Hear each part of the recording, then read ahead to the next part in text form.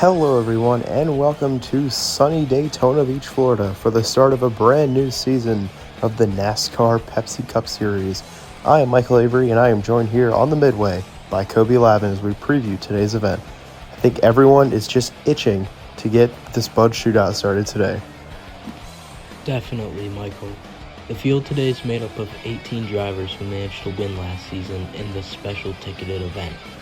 These 18 drivers will run 10 laps on the high banks of Daytona International Speedway for a $750,000 prize. One of the drivers who is hoping to have a big season is sophomore driver Shane Van Gisbergen. SVG from New Zealand came over from V8 Supercars all the way over down under in Australia to race stock cars in NASCAR full-time for season number 6. He's quickly found himself in the hunt for wins, most notably on road courses. He managed to steal one in Season 5 at Circuit Gilles Villeneuve in Montreal last season and barely squeaked his way into the playoffs, but he was an early exit following the wildcard round. SVG needs to find that consistency to be competitive. Agreed. He definitely did struggle on ovals last year, but I think he aims to definitely improve that. He's put in a lot of work on the offseason. He's been working with Justin Marks at Trackhouse in order to make sure that he can get that done. And the weird thing about that situation was not that he struggled, but rather that the struggles truly seemed to start with playoffs. He certainly wasn't a front runner by any means, but he was always in it for top 20s until the playoffs rolled around, and that pace left the team. Will SVG be able to turn things around with a new number this season? If he does, it has to be a quick turnaround, with this season only being 11 races instead of the 25 from last year. For more breaking stories down before the action begins, let's head down to the pits for more. Down to you, CRC. The defending Daytona 500 champion, Josh Bilicki, was unable to secure a ride after being fired from Spire Motorsports. The former driver of the 77 had a mediocre year following his early Daytona success, but he looks to fight back as a part-timer in the Rick Ware 15 this year. Our most recent Super Speedway winner was at the time a bit of an underdog, but that is no more. Justin Haley moved to the Spire number 7 car for the season and has clearly established himself as a Super Speedway favorite. After a great season in the Rick Ware 51 car, Haley looks to keep up the positive momentum at Super Speedways today and throughout the speed weeks. Thanks, guys. One driver who is in finally competitive equipment and is ready to show his talents to the garage is Atlanta winner from last year, Ryan Preece. Preece left Stewart-Haas Racing from the 41 car as the team shut down, and he has gone to Roush Fenway Keselowski Racing to drive the number 60 car. Kobe, do you think Preece will find success this season? What does he need to find such success? I think Ryan Preece could do pretty good this season. Michael, as much as you mentioned, he did get his first career win at Atlanta last year. He's also pretty good on short tracks, so I'd look out for him there. Yeah, I definitely agree with you, Kobe. And last but not least, before we get on the road, we must talk about Trackhouse driver Daniel Suarez. The lone Mexican driver was replaced by rookie phenom Connor Zilich in the 99 and left with only a part-time entry this season. Whether or not Suarez finds success depends on what we will see out of him. I agree. He had his problems and setbacks last season, but also had some fantastic runs such as his World 600 win at Charlotte and his great performance at Sonoma. Suarez needs to come out of the gate strong in the few opportunities he gets this season. Unfortunately, Suarez will not be behind the wheel of the number 91 machine for Daytona, as four-time Indianapolis 500 champion Helio Castroneves will pilot the Trackhouse entry in his debut. We are right around the corner from Season 7 for the Budweiser Shootout, and when we return to Daytona, we'll head up to the booth with Ethan Shield and Timothy Brown to kick off a brand new season of the NASCAR Pepsi Cup Series.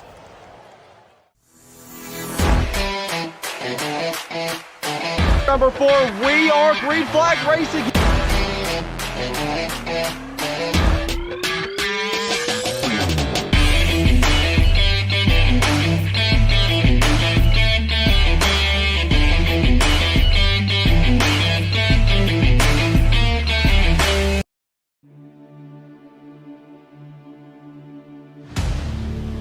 is time to experience the thrill, the high-speed, edge-of-your-seat action, all for a grand $750,000 prize. This is Daytona. It is time for the Budweiser Duel at Daytona. Hello and welcome to Daytona International Speedway. It is time for the Budweiser Shootout here in Season 7. A big day today as we begin another season, the biggest season of the Pepsi Cup Series. I'm joined today by Timothy Brown. Hello everybody, I am excited to see how this race will be as we kick off the 7th season and the final series. Yeah, big thank you to Michael and Kobe for that amazing pre-race. Now let's head to our ones to watch. We have William Byron starting on the outside of the front row. That 24 Raptor machine for Hendrick Motorsports looks strong and is good on these super speedways. Denny Hamlin starts a little deeper in the field in that 11 car for Joe Gibbs Racing. He's also very strong on these super speedways, but he struggled in the next gen. And Chase Elliott has been so good on super speedway tracks in this next gen car. He's led a lap on everyone, I believe, except for Talladega, our most recent race.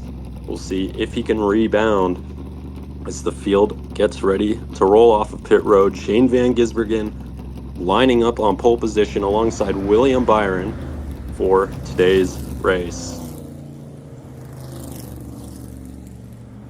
I think now around the track on the pace laps. Let's take a look at our starting grid here today. Row 1, it's Shane Van Gisbergen and William Byron. And row number 2, we got Kyle Busch next to Noah Gragson. Row number 3, we have Michael McDowell and his new ride alongside Ty Gibbs. And in row 4, we got the rivals Kyle Larson and Denny Hamlin. Row 5, we have Justin Haley, our most recent Super Speedway winner from Talladega, and Chase Elliott, our most recent Daytona winner. In row 6, we got C. Bell next to Ross Chastain. Row 7 is Carson Hocevar and Josh Bilicki, the man who Hocevar replaced. In row 8, we got the Penske guys Joey Logano and Ryan Blaney. Row 9, we have Daniel Suarez and Ryan Preece, and they will round out today's field. Suarez part-time this season, so he will be in the 91 after qualifying for the Clash. 10 laps. We have 18 drivers and $750,000 on the line. That's a pretty good reward. Yeah, I would say that's a pretty good reward. I want $750,000. It could really help, you know, Yeah, especially sure. in today's economy. But coming out of turn 4, SVG and William Byron will lead the field to the green. Season 7 is underway in Daytona.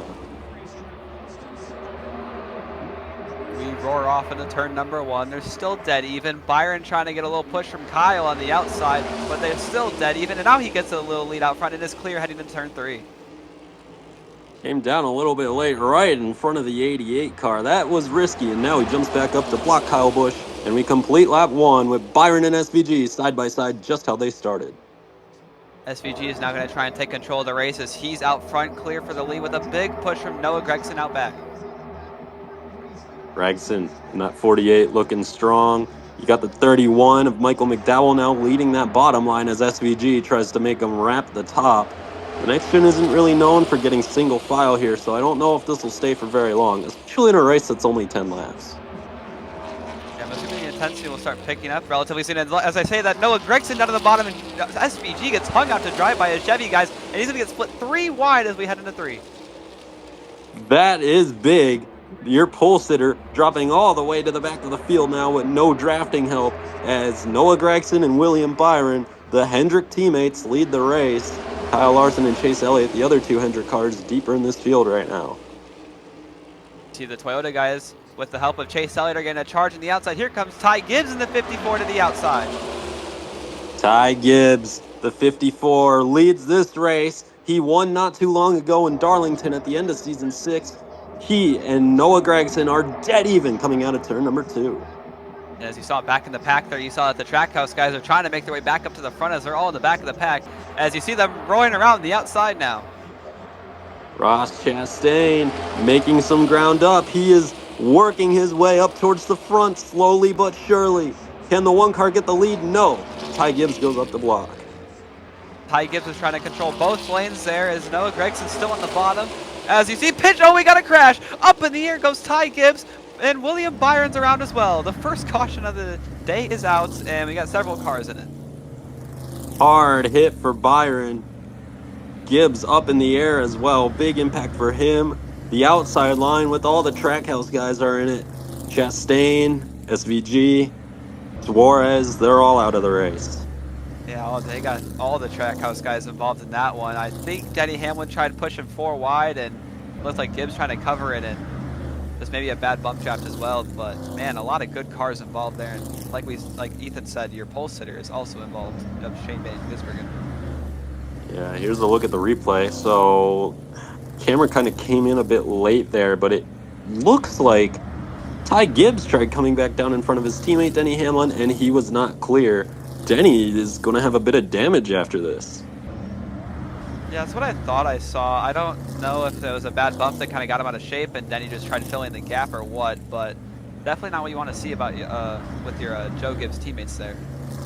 Yeah, Noah Gregson, your leader as well, he took a pretty hefty hit to the door there. He's got some damage on the right side of that Ally Chevrolet, but he will lead the field back to the green nonetheless.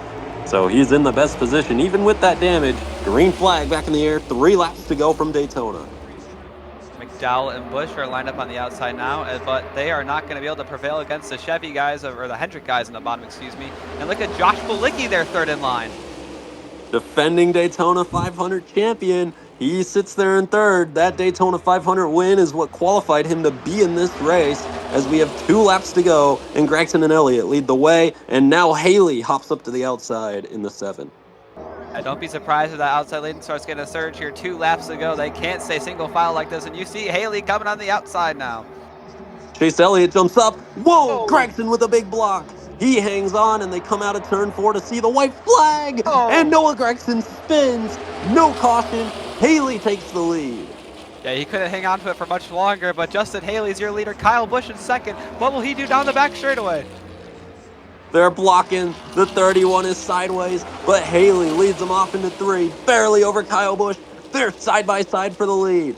Coming home to the finish, Kyle Busch blocks high. They wreck behind. Haley wins the Bud Shootout at Daytona, and Larson spins all over the place. Elliott involved, and more. But Justin Haley, for the 2nd time in a row, wins on a superspeedway in the Pepsi Cup Series. Congrats to Justin Haley. Good defense there on the rest of the field, and as you saw behind them, it looked like the Hendrick guys got turned around with Michael McDowell, and looked like we took about half the field there at the end, but nonetheless, Justin Haley is your winner. Yeah, that was a classic-looking Daytona finish there, with the entire field wrecking behind the leaders as they were side-by-side coming to the line. Hocevar involved. You see Blaney there. Bilicki couldn't make it through. McDowell's involved. McDowell was the one who I believe who started that wreck after getting blocked by Kyle Busch. Here's Noah Gregson going for a spin just off the bumper of Elliott. Looks like the car washed up out of 4. Yeah, that's what it seemed like it looked like, and he was, I think, still trying to catch it because he was still getting pushed by Elliott as he was sideways. You see Haley block, and you see McDowell get sideways there, and as they head off into turn 3, you see that the outside lane starts to get a run, but as they come off 4, Haley gets a little side draft off, and then McDowell looked like he tried to go up on Busch, and as he came back down, he got hooked there, and yeah, took out basically everyone left. Yeah, no points on the line, so you're really just going for the win. So McDowell was trying to do anything he could. Realistically, it was a last gasp shot, and there was really no chance he was going to win, just trying to get everything he could to get some momentum, and in the end, it didn't really work out. He still crosses the line in P3, which is... That's insane. Yeah, crazy. But there you see Justin Haley and Kyle Busch 1-2 here. Pretty much the only 2 who got through this thing without wrecking. Yeah, I was about to mention, everyone in this top 10 basically were wrecked in that. So, and basically everyone in this outside of the top 10 was involved in that first wreck. So, good job by the 8 and the 7 there to keep out of trouble. Yeah, I believe 5 cars got through that last lap melee without getting any damage, but over half of those 5 cars were behind the leaders and behind the wreck as they crossed the line, so they still ended up behind all the wrecked cars. Kyle Busch comes up close here at Daytona, but the 8 car couldn't get to victory lane. Justin Haley victorious here at Daytona once again. We're going to head back down to the midway with Kobe Lavin and Michael Avery to wrap things up here from Daytona. So, yeah, let's head back down to you guys, Michael. Thank you, Ethan. What a fun race that was, right, Kobe? Yes, sir. An amazing finish to the race, even with the sparks flying at the line. Congratulations to Justin Haley today. He's established himself as a super speedway favorite now. Yes, he has. Back-to-back wins now on the super speedways following his Talladega triumph last season, both coming with big moves to put himself in position on the last lap of the race. Another story from this is Chase Elliott. For the first time since the Season 3 Daytona 500, which premiered here on the channel in February of 2021, Elliott was not credited with leading a lap on a super speedway. Officially, the record books will not credit the stat since today was an exhibition race, but a long streak still technically has come to an end today. Kyle Larson finally was around the top 5 at the finish as well, bringing home a respectable 6th place finish. Larson has had a nightmare super speedway run as of late, and this finish probably can boost his confidence despite the fact that he wrecked across the line. We'll see if Larson will be able to end his super speedway struggles. Coming up later this week will be the Budweiser duels, setting the grid for the great American race, the Daytona 500. The duels will each be 7 laps long on a Thursday night, with 13 open entries battling for 4 spots in the show. Following that on Friday night, the race you have all been waiting for, the Daytona 500. Season 7 is here, and it begins now. From Ethan Shield to Timothy Brown in the booth, CRC and KKCS Cup Series in the pits, and my partner, Kobe Lavin, and on the midway, I am Michael Avery, signing off from Daytona.